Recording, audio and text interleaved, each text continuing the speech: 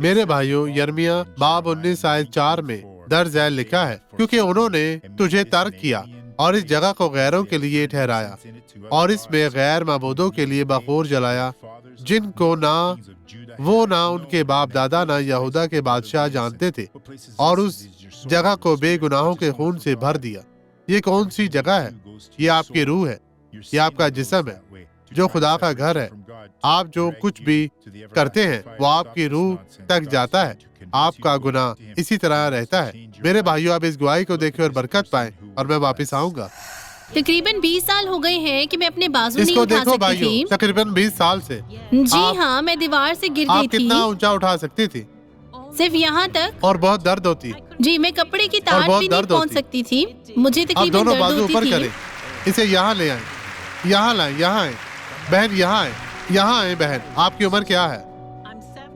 जी, मेरी उम्र तो फिर तकरीबन तो आप 70 मेरी साल उम्र की है। हैं बहन। हम दोनों की उम्र एक क्या है? कितने सालों से आप बाजू नहीं उठा सकती थी? हमें बताएं, मैं जानना चाहता हूँ। 20 साल तक डॉक्टर ये कहाँ सॉरेस, तक जाती थी? सिर्फ इतना दूर है, मैं कपड़े भी तार पर नहीं फैला सकती थी।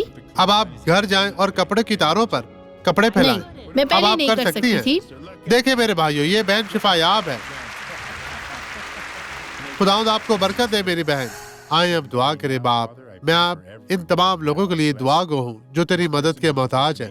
खुदावंद तो इन तमाम लोगों को बरकत दे, और मैं तेरे इख्तियार को इस्तेमाल करते हुए हर तरह की बदी को कहता हूँ, इनकी जिंदगी से, इनके घराने से चली जाए यीशु के नाम में। और आप अपने हाथों को बुलंद करें और कहें, खुदावंद तेरा शुक्र, तेरी तारीफ हो, मसीह में आपकी सलामती हो। खुदावंद आपको बरकत दे।